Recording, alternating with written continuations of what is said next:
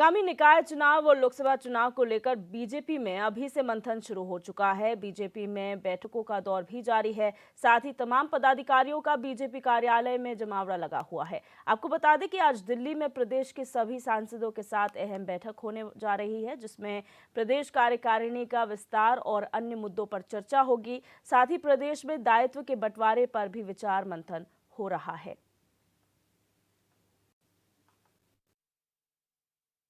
महेंद्र भट्ट समेत सीएम धामी के सांसदों के साथ बैठक होने वाली है। क्या कुछ खास है इसमें और क्या कुछ जिम्मेदारी उनको दी जाएगी?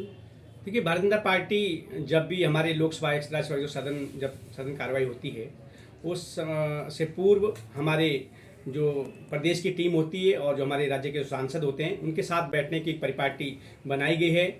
और इसके पीछे मुख्य रूप से जो हमारे प्रदेश की जो समस्याएं हैं, जो हमारे लोकसभा संदर्भित लोकसभा क्षेत्र में जिस प्रकार से जो भी समस्याएं हों उनके समाधान के लिए और किस प्रकार से भारत सरकार से उन कार्यों का समाधान हो सके या लोकसभा या राज्यसभा से किसी प्रकार के किसी चीज़ को उठाने का कोई मामला हो तो उसके बारे में चिंतन किया जाता है। इसी के निमित्त ये बैठक हमारे प्रदेश की टीम अपने सांसदों के साथ बैठने वाली है और जिसको लेकर के आगे एक और महत्वपूर्ण ये भी है कि क्योंकि 2024 में हमारे लोकसभा के चुनाव होने जा रहे हैं। तो आपको बता दें कि आज दिल्ली में सांसदों की एक महत्वपूर्ण बैठक होनी है, जिसमें सीएम धामी भी मौजूद रहेंगे और इस बैठक में जो आगामी चुनाव हैं, चाहे वो निकाय चुनाव हो या लोकसभा चुनाव हो, उनको लेकर मंथन किया जाएगा और साथ ही साथ कार्यकारिणी के विस्तार और अन्य मुद्दों पर भी चर्चा होगी। प्रदेश में जो पदाधिकारी हैं उन्हें क्या जिम्मेदारी दी जानी चाहिए, जिम्मेदारियों के बंटवारे को लेकर भी मंथन किया जाएगा। और अब सीधे रुक करेंगे अपने न्यूज रूम का, जहां से हमारे संवाददाता अस्करी जाफरी हमारे साथ लाइव जुड़ चुके हैं। अस्करी, महत्वपूर्ण ये बैठक आज होने वाली है सांसदों की दिल्ली में, क्योंकि आने वाले चुनाव में किस तरीके से पूरी कार्यकारिणी का चाहे विस्तार हो या जिम्मेदारी का बंटवारा हो, इसको लेकर चर्चा होगी। इसके अलावा और क्या चर्चाएं इस बैठक में होने प्रस्तावित है? देखिए दिव्यदर्शनी, आज बहुत महत्वपूर्ण बैठक तमाम जो सांसद हैं उनके साथ होने जा रही है। तमाम जो प्रदेश की टीम है, जो शीर्ष पदाधिकारी हैं वो बैठने वाले हैं। इसके अलावा मुख्यमंत्री पुष्कर सिंह धामी भी इस बैठक में मौजूद रहेंगे। इसके अलावा जो उस बैठक में भाजपा के प्रदेश अध्यक्ष महेंद्र भट्ट इसमें मौजूद रहने वाले हैं। तमाम जो जिलों के जो पदाधिकारी हैं, जो तमाम जो दायित्व जो बचे हुए हैं उन पर तमाम नाम डिक्लेयर्स होने हैं। इस तरह की तमाम सूचनाएं सामने आ रही है, क्योंकि बीते दिनों प्रदेश अध्यक्ष महेंद्र भट्ट ने साफ तौर से कहा था कि आने वाली 12 तारीख तक हम तमाम जो नाम है, तमाम मोर्चों पर मोर्चों के जो प्रमुख हैं उनके नाम हम डिक्लेयर कर देंगे। आज तमाम सांसदों के साथ ये बैठक होनी है और विचार विमर्श होना है कि नई टीम जो कार्यकारिणी है, नई जो कार्यकारिणी है उसमें किन किन को जगह मिलने वाली है। इस तरह की तमाम सूचनाएं हैं। और इसके अलावा अगर हम बात करें, चूंकि दूरदर्शनी बहुत नज़दीक है निकाय चुनाव, इसके अलावा लोकसभा चुनाव भी 2024 के लिए पूरी तरह से बीजेपी ने जो है रणनीति बनानी शुरू कर दी है। क्योंकि जब से एमसीडी का चुनाव हारी है भाजपा, तो कहीं ना कहीं तमाम जो भाजपा के शीर्ष पदाधिकारी हैं, नेता हैं, एक खलबली है कि हमें किसी भी तरह से उत्तराखंड का जो निकाय चुनाव है उसको अपने हाथ से नहीं जाने देना है।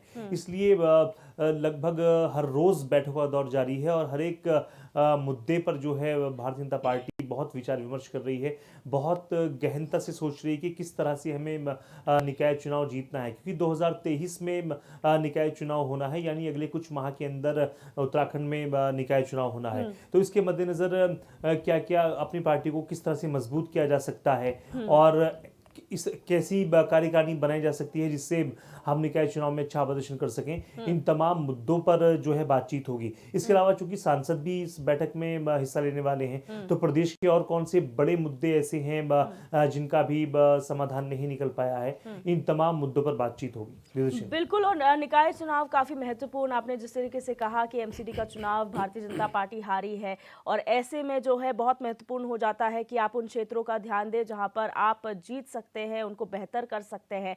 तो ऐसे में प्रदेश के वो कौन से ऐसे एरियाज हैं जहां पे भारतीय जनता पार्टी को ज्यादा फोकस करने की जरूरत है?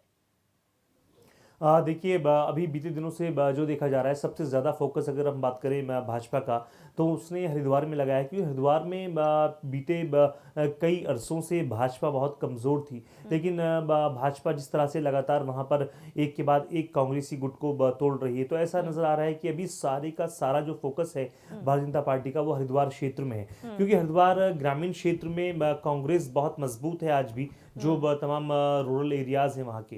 तो उन इलाकों में किस तरह से भाजपा मजबूत हो सकती है, इन तमाम मुद्दों पर बात चल रही है।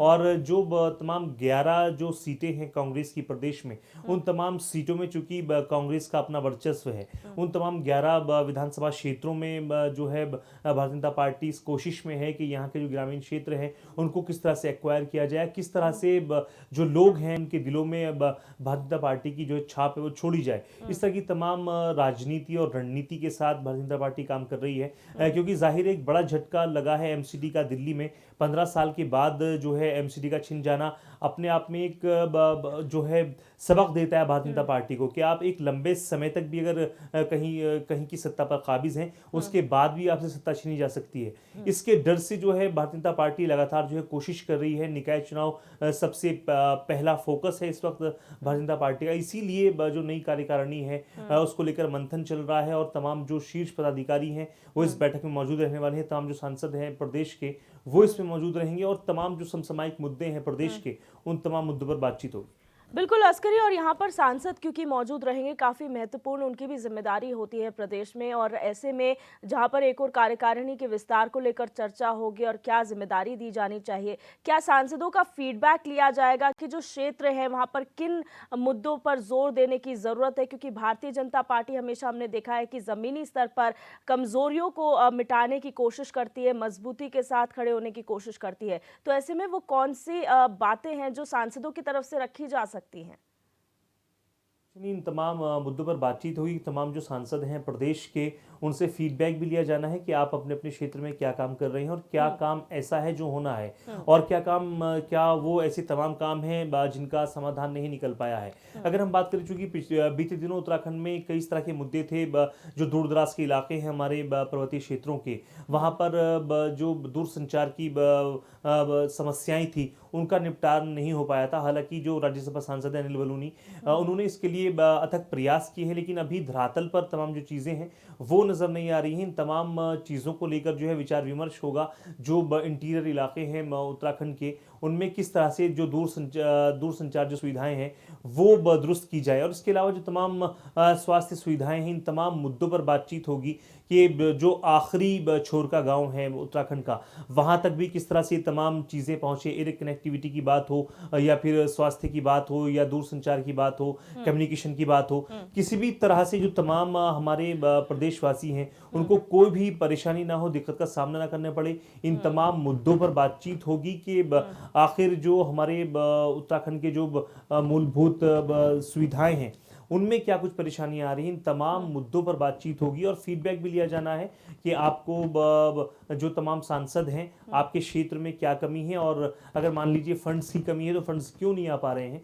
इन तमाम चीज़ों पर बातचीत होगी। बिल्कुल अस्करी, और पिछले कुछ दिनों में जो एक महत्वपूर्ण मुद्दा जो उजागर हुआ है वो है साफ सफाई की व्यवस्था, क्योंकि जब राष्ट्रपति का दौरा था हमने देखा था पूरे एरिया को हरे पर्दों से कवर कर दिया गया था और ये छुपाने की कोशिश की थी कि जो साफ सफाई व्यवस्था है वो ठीक नहीं थी, इसलिए उसे छुपा दिया गया था। तो क्या उसे छुपाया रखे जाएगा या फिर ग्राउंड लेवल पर कोई काम किया जाएगा, क्योंकि बहुत ज़रूरी है कि गंदगी साफ करना, लोगों को काफ़ी दिक्कतों का सामना करना पड़ता है, खासतौर पर स्मार्ट सिटी की भी अगर बात की जाए तो लोगों के लिए परेशानी का सबब वो बन चुके हैं। तो क्या इन मुद्दों पर भी हम बदलाव देख सकते हैं? जिस तरह से राष्ट्रपति जी का दौरा था उत्तराखंड में, 2 दिवसीय दौरा था, तो कहीं ना कहीं जिस तरह स्मार्ट सिटी की इसमें पोल खुलती नजर आई है। तमाम जो स्मार्ट सिटी के प्रोजेक्ट्स हैं उनमें जो पर्दे हैं वो टांग दिए गए थे, क्योंकि आसपास जो तमाम काम थे, प्रोजेक्ट थे, वो अभी अधूरे हैं और कई इस तरह की कई जगह पर गंदगी भी देखी गई है। तो जिस तरह से तमाम जो मुद्दे उठे हैं स्वच्छता के, तो ये कहीं ना कहीं स्मार्ट सिटी की अगर हम बात करें, दिव्यदर्शनी स्मार्ट सिटी इस वक्त जो है गले की हड्डी बनता नजर आ रहा है, क्योंकि लगातार एक लंबे वक्त से इस पर काम चल रहा है, लेकिन धरातल पर जो काम होना चाहिए था वो अभी तक नहीं हो पाया है। तो स्वच्छता की अगर बात करें, चूंकि स्वच्छता अभियान प्रधानमंत्री का जो अभियान है उसमें शीर्ष अभियानों में से एक अभियान है, तो इस पर भी बातचीत हो सकती है। प्रदेश के तमाम जो ऐसे मुद्दे हैं जहां पर अगर हम बात करें स्वच्छता की, वो नहीं हो पा रही है, तो इन तमाम ऐसे मुद्दों पर भी बातचीत होगी। और खासतौर से देहरादून में जो स्मार्ट सिटी प्रोजेक्ट है वो आखिर इतना लचर व्यवस्था में क्यों है और इतने सुस्ताई से इसमें काम क्यों चल रहा है, इन तमाम मुद्दों पर बातचीत होगी। क्योंकि हमेशा से तमाम जो विपक्षी दल हैं उनके निशाने पर रहा है स्मार्ट सिटी प्रोजेक्ट, क्योंकि जिस तरह से स्मार्ट सिटी की फहरिस्त में देहरादून को लाए जाने की बात की जा रही है कि स्मार्ट सिटी की फहरिस्त में देहरादून आ चुका है, लेकिन सिर्फ वो किताबों में या अखबारों में आने भर से नहीं होता है, वो धरातल पर दिखना चाहिए। अगर आप देहरादून की सड़कों पर जाकर देखेंगे तो तमाम रोड्स आपको ऐसी मिल जाएंगी जहां पर अभी खुदाई का काम शुरू हो रहा है और सीवरेज लाइन का काम जो है चल रहा है, और ऐसा लगातार चलता ही रहता है। अमूमन अगर हम देखेंगे राजधानी देहरादून में, तो इस तरह की तमाम दिक्कतों से आखिर निपटान कब होगा, इन तमाम मुद्दों पर भी बातचीत हो सकती है। बिल्कुल अस्करी, बहुत शुक्रिया हमारे साथ जुड़ने के लिए और तमाम जानकारी साझा करने के लिए।